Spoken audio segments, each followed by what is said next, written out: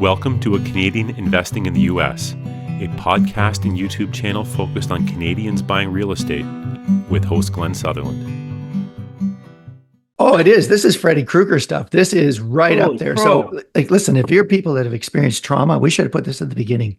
If you're, this could be triggering for people that don't like violence and trauma. If you've had experiences in that, you may not want to listen to the remainder of this. Well, welcome to a new episode of Canadian Investing in the U.S. This week, I have my repeat guest, and if you listen to our other podcast, it's very repeat guest. Yes, regular. So I got Darcy White here, who was the co-host on my other show. It used to be called Advanced Real Estate Investing Talk.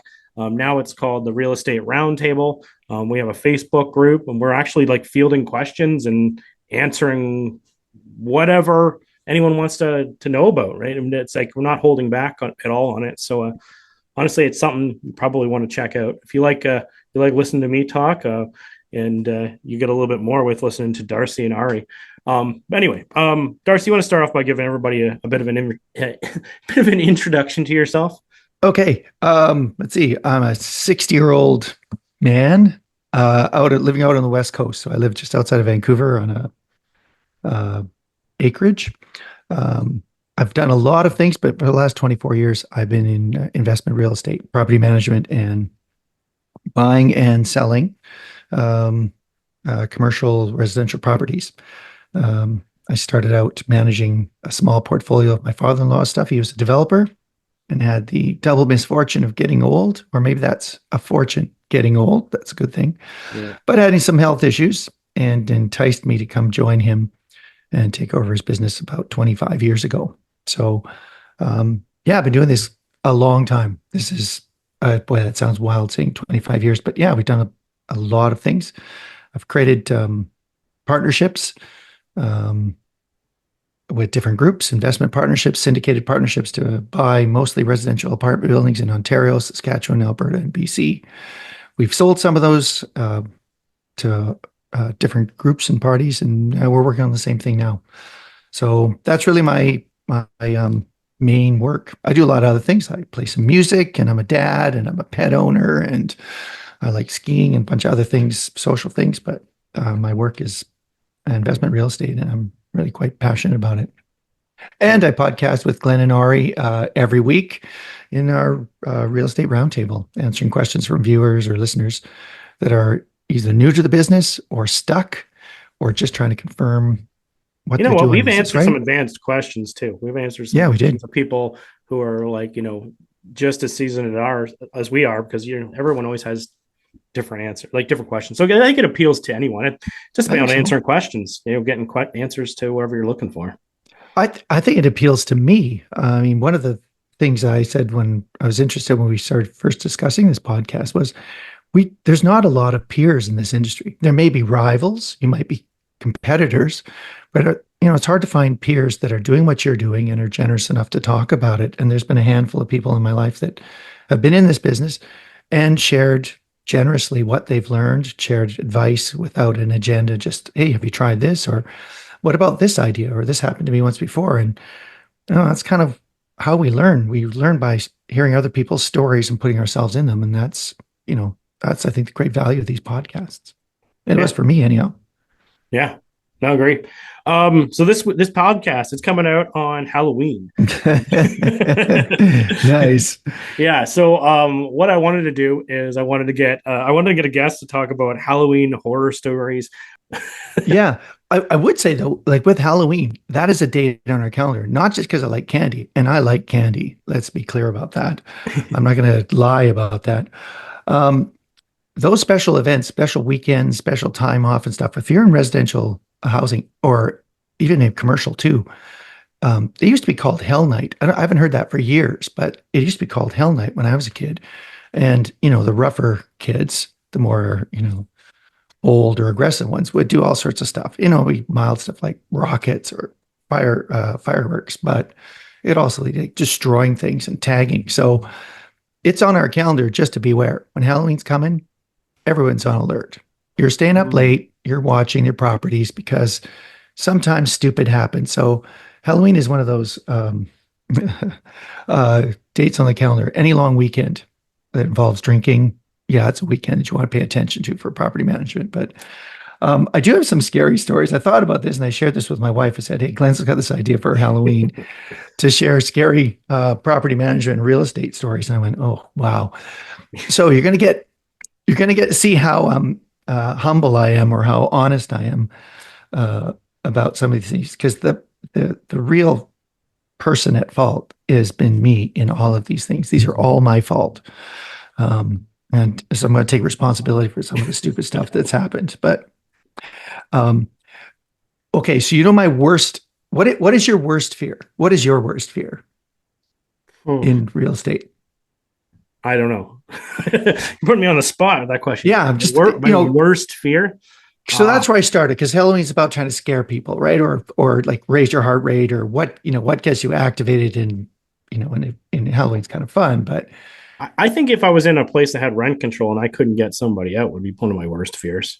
Oh boy, okay, that should be number 4. I'm going to put that in here. Evictions. Okay, that's good. That's why we have a conversation, right? It is around money, though. I think around money, because there's that fear that it's a limited resource. And when you are managing other people's money, it is limited. They've given you this much, you're investing it, and you've made some implicit or explicit promises of a return. So I think maybe the scariest for me, longtime listeners to our podcast will know that I've referenced from time to time that I've hired a murderer. Not just a single-time murderer, a 2-time murderer. Oh, yeah. Should have started with us. That's very Halloweenish. Oh, it is. This is Freddy Krueger stuff. This is right up there. So, listen, if you're people that have experienced trauma, we should have put this at the beginning. If you're, this could be triggering for people that don't like violence and trauma. If you've had experiences in that, you may not want to listen to the remainder of this. And that's a terrible tease, because the rest are leaning in closer now and turning the volume up. Quiet, kids in the back. Don't listen to this with your kids. But I have more free content. So if you're interested, I created a PDF guide and a video to go along with the PDF guide to complement it. And what the guide is all about is the 5 most common mistakes that Canadians make when investing in the United States. So if you're interested in this free guide, go to CanadianInvestingInTheUSA.com/mistakes. And let's go back to the podcast. And it's free. We bought a property, also an opportunity property, an amazing deal. A family wanted out. They wanted out 24 units on 2 separately titled properties, with a garage and a triplex on one and a 24-unit apartment building on the other. We bought it for 465,000 Canadian. That sounds amazing. Yeah, you cannot fail with this. And it turned out to be a remarkable property. It came with a really sweet guy named Leo, and Leo was a capable, handy guy. He just didn't have much money to work with. The family that owned the property got it out of an estate. The woman's husband had bought it. He's a successful local manufacturer, bought it as a retirement project. But when he passed away, the family didn't know how to manage it. The wife was left with this property and tenants, and so she just wanted out. They gave the realtor a price. He told us, and we said, yeah, done. We will close in 30 days. We raised the money for that property in 22 minutes. I put it out there to my network. I was hammered. I put it out on a Friday afternoon at 3:30 in the afternoon. We had it filled before 4:00, and I had people still calling. Because of the price, or did you raise the whole thing, or did you did some leverage on it? We got leverage from the bank. So, we put down like $165,000 and $250,000 or $300,000 in capital for renovations. Renovated all the suites and common areas and put in cameras and repainted the facade, and it looked beautiful. And then flipped it 20 months later. It was just a remarkable turnaround. But we took it over and we met this really sweet guy, Leo. Spent a week with him, and he's great. We're going, how can we be so lucky? Like, look at this. It even came with a good manager. On our way to the airport, Leo says, hey guys, I don't know how to say this, but I'm tired. I've been doing this for like 8 years, and I can do the shoveling and the cleaning, but I just can't do the renos, leasing, and collections. Maybe it's too much. I maybe should have said it earlier this week. Oh, definitely could should have sent it to you earlier this week. We're 10 minutes from check-in at the airport, and Leo lays this on us. So we've got 29 days or 31 days until we have to get a manager. Actually, it's July, so it's this early July. We have the end of July. I think we had like something like 27 days to get a manager for August 1st. So we get on the plane, and my partner, Fred and I are looking at each other, go, okay, what are we going to do? Who do we know? We could put this person on. We could do the short term. We could cover this person from there. We had a bit of infrastructure in town, so we had some people. But we thought, well, let's go back, look through the guys that we've interviewed. Maybe there's someone in there. We interviewed a guy, has a construction background, big fella. Yeah, well, maybe. Had some references, a very thin Facebook profile. We did a video interview. We actually sent our manager to visit him and have a coffee with this fellow. My manager came back and I said, okay, Joe, what do you think of this guy? And he said, well, I don't know. I don't know. We had a coffee with him. I don't know. I just don't know. Maybe, but I don't know. Now, if you're listening, Joe said to me, no, 4 times.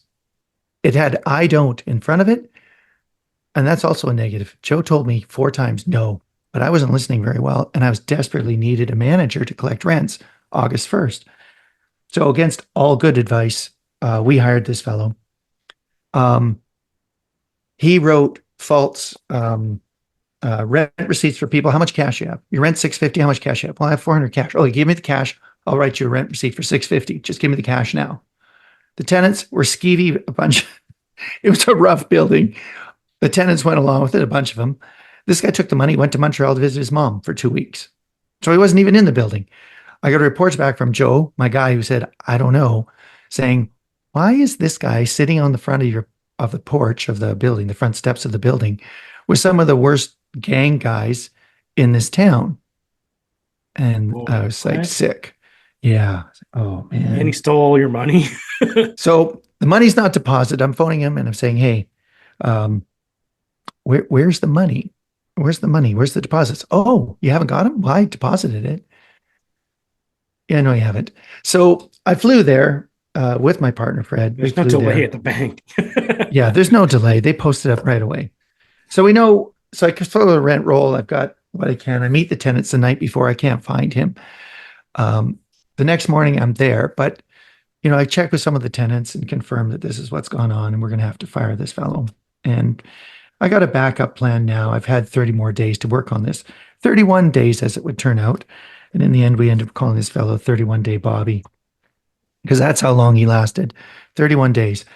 As we're going back to the hotel, it's late, but we're on West Coast time, so we're still wide awake. We're 3 hours difference. We're in Eastern time zone.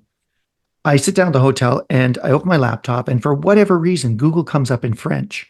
Not in English, because maybe we're far enough east that it comes up in French. Okay. And I typed his name in again, just to say, like, this is too practiced. This guy is too good at being a thief. And what comes up is a criminal record from the province of Quebec. And this fellow was incarcerated for murder. And then while he was in jail, the report goes on, that he and another prisoner, this is where you want to turn it off for the kids. I'll give you time to turn it off. And while he's in jail, he and another prisoner took another prisoner into a broom closet, broke a broom in half, and shoved the 2 ends of the broom up underneath the guy's neck into the guy's skull and killed another man. Holy crow. Yeah. So 2-time murderer. And this is my manager. And when I finally laid eyes on him physically, I hadn't seen him. We just done Zoom conferences. He is one big guy. I meet him in the hall. He's barefoot. He's wearing a pair of sweats. He's tattooed from the waistband of the sweats to the bottom of where his shirt would cover. And he's big. He's a big, big fellow. And I got an asset here and I've got responsibilities and I have to get the, I was fixated on getting the cell phone and the charger because they charge you for those things, replacement cost. And the remote for the TV and the keys to the building and the rent roll and the receipt books and all this other stuff back from this guy. So I said, hey, and he goes, Darcy. And I went, yes, you. We need to talk. Hey, give me a sec. I'll get my smokes. So I go into the suite we provided for him, and it's a small 1-bedroom suite. and he's got a bunch of furniture from the alley in there. There's barely room to move around. And I end up sitting sort of knee to knee with him on a small green velvet love seat. And I'm looking at all the things within reach that you could kill a man with. There is a heavy glass ashtray that you could beat a person to death with. He would just have to break me in half. So I'm thinking all these thoughts, and I have with me my partner, but because of the seating situation, he's in the hall. He's poking his head around the door frame so he can see us. But he's 4 meters away. And I've got a scrappy manager who will fight, who's 145 pounds, also kind of standing against this giant bar thing that was moved takes up most of the living room. So that I'm going to get hit in the face by this guy, so we don't handle this really well. So, we worked around to, where's the money? Hey, are those the keys? May I see those? May I see? The rent roll is a little bit off. Do you have the receipts? Do you have the receipt book? I just need to match those up. Yeah, they don't seem to match here, Bob. Can't say his name. Yeah. So in the end, I have to fire him, and I'm a little bit afraid. My last fight was against Paul Hughes in grade 4, and Paul Hughes beat the crap out of me. I was mouthy. I deserved it, and I thought I could be fast, even though he was big. I could rain blows of terror down on him and win the fight against Paul Hughes. Paul Hughes is way bigger than me. He just ran at me, tackled me, and punched me twice in the head, and that was the end of the fight. I clearly lost. That was my last fight. It was a long time ago. It was the 70s, folks. Jimmy Carter was in the White House, right? So I was not a good fighter, and I thought, this is pretty scary. In the end, he folded. I said, hey, have you ever been fired before? And he looks at me quizzically and said, yeah, like fired from a job. And he goes, yeah? I said, this is another one of those times. You're fired. And then he just started laughing. I said, oh, and he's like, okay, yeah, all right. Really? I said, yeah, no, really, you're fired. Can you get your stuff and clean out by noon? And he did. He did. Grabbed his jacket, threw a bunch of stuff in a garbage bag, and left us with the keys and the cell phone charger and the cell phone. That was a terrible mistake, a terrible, scary mistake. Okay. I have a question. Surely my fault. Before we go too far here. So I've never had to have a in-house property manager that you put in a suite. But if they got fired or something, are you still under say this is Ontario, would you be under the landlord tenant board if it's a property manager that's living in the suite? Yeah, if it comes as part of their compensation, you can fire them and the suite is forfeit. That's one of the rules, one of the good rules that they have about this. You can fire someone for cause. So if they didn't leave, if this guy didn't leave, what happens? You go through the eviction process, or you get the sheriff to come, or yep, all of those things. And he was the person known to the police. So yeah, they would have shown up with a couple of cars. No one would have come up on their own. It was a risky thing. That's another scary, risky thing. Knowing what we knew, knowing what we knew beforehand and thinking upon reflection, it was a risky action. I've never asked my managers to do something that I wouldn't do. And on occasions, we purchased buildings that were really desperate and had desperate people in it. I'm not going to judge too much. I mean, I think we can. The court has judged in this fellow's case, and incarcerated him for a long time for his actions.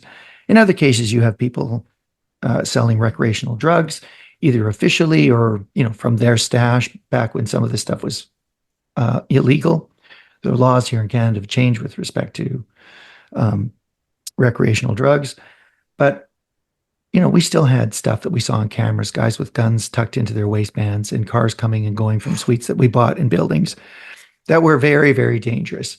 And we've confronted them and evicted them. And I've done that. My partner, Bill, Fred was one of my partners, Bill and I, evicted a known drug dealer that we have on camera that had what someone said was a Glock tucked into the waistband of his sweatpants. Multiple times on our camera, we saw this. So we evicted him. And I think that is kind of scary. When you undertake this, you have terrifying, right? Yeah, a little bit. Yeah. I thought that a reasonable conversation that's generous and not too accusatory could work. And in the case with this fellow that was this other drug dealer, I just talked about his business and my business and how they were fundamentally incompatible, and that I would continue with this what I was doing, replacing the dark, dingy suites with people doing bad things with families and students and seniors, and the hallways are going to be filled with tricycles and Barbies and old lady decorations on doors, and it's just going to be incompatible with the kind of business you're running here. You should think of going somewhere else. That's a respectful conversation. It was had while he was holding a Mastiff in one hand and holding it back, and we're standing, a foot and a half apart, and that Mastiff's head is right at my groin. That was anxious. That's scary. He's a big fellow. He could hold the dog back, I'm sure, but I was a little bit anxious about that. Hello, everybody. Thanks for listening to the podcast.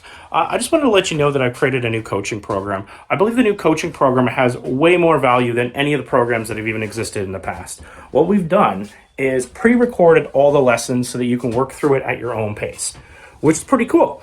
And then we're going to meet up on a regular basis to answer the questions, do deal analysis, and actually spend our time together working on things instead of spending our time learning things. I think this will make a seamless transition to buying in the United States and will help you solve a lot of your problems. If this is of interest to you, go to glensutherland.com/coaching. I hope to help you guys invest in the United States, and I hope we provide as much value as possible. Back to the podcast.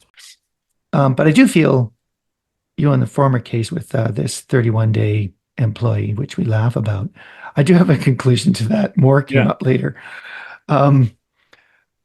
It is scary, but you take a responsibility for people's security and health and welfare when you take on a residential apartment building or a suite or a rental home, and it's your responsibility to clean it out and fix your mess. So as my mess, I felt it was my responsibility to fix it. I do feel, and it's probably naive, there is something about showing up wearing a sport coat and a dress shirt. You look official. It is weird. And it's funny, you get deference from people who should not really give you any sort of respect or deference. I haven't earned it, but for the price of wearing a Moore sport coat and a collared shirt, you get an awful lot of respect even now when people are dressed so casually. It is true. It's insane. I have old ladies holding the door for me going into places because I'm wearing a sport coat and a shirt. I go, no, ma'am, after you. No, I'm in no rush. After you. Oh, you look important. That's ridiculous. But in this case, maybe it saved my life. I have no idea why he didn't go off on us, or maybe he got what he needed out of this relationship. Who knows? But he cleaned out at noon and it was gone. So, months later, this is in August, 31-day guy. It was the 31 days of August when he's our employee. Sometime around the end of November or December, I'm in my office, and my bookkeeper, Kim, she's full of righteousness. She's a good person. And she gets a call on the phone, and I can hear, and I hear this, what? He's a murderer. No way. That's her response. I hear this like yelling into the phone, and she never raises her voice. Yeah. But she is outraged. So apparently someone from a car dealership was confirming this guy's employment for a car loan, and he gave us as his current employer. Oh my goodness. Why would he do that? He's bold. He's brazen. Maybe thought we wouldn't check. Maybe we didn't check enough on his hiring that he thought, well, maybe they didn't even take me off the, I don't know. But he got the wrong person, and Kim set that car dealer straight. He's a murderer. No way. What? So you can imagine what the other side of that phone conversation was from the car dealership. Like, what?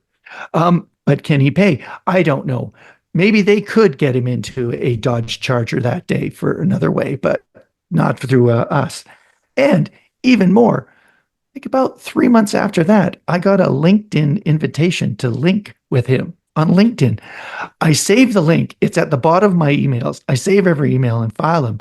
But right at the bottom of my email are some of the most outrageous, ridiculous emails that I've got that I save. And, on Saturdays or Sundays, I clean out my emails and clean up my inbox and make sure I didn't miss anything. I hit the bottom, and there it is right at the bottom, this LinkedIn invitation from this guy from about 6 months after I fired him, which I think is crazy. But, there are some people I fired, maybe with generosity, but because I had to, that remain people that keep phoning me, call me at Christmas time, call me 2 or 3 times a year just to check in to say hi. I know of 3 of them, people that were not good as managers. I had to let go. Yeah. They're unfit or, just had to let them go. That still call me to update their contact information so that they can phone and chat and have a good old chat about the times that they worked for me before I fired them. I think with that, it's the scary stories. It is scary because of the people involved, but also the heightened level of responsibility we have to the safety and security of our residents and our employees. That was maybe one of the scariest. It was easy. It was clear what I had to do, but it was scary. I had to let go. No, I know nobody wants to do that fire. Nobody wants to be the person to go there and sit and eat with them. Nobody wants to do that. No. It was scary. No. We were close enough. I could smell his funk, man. I could smell how his sweat. So he could probably smell mine too. I'm sure I was sweating, but couldn't see it under my Moores sport coat and dress shirt. Darcy, that's awesome. That was terrible. It was terrible. Darcy, we'll wrap this up. We've been going for a while now. If people wanted to get a hold of you, honestly, come listen to our other podcast. But if they wanted to reach out to Darcy directly, how do they find you? www.darcywhite.ca. Well, Darcy, like always, thank you for coming on the show. It's my pleasure. I appreciate the story, and this was great. I think we definitely gave a nice horror story for the listeners. Scary. Scary story. Anyway, hey, be safe out there. That was a nice video. Bye.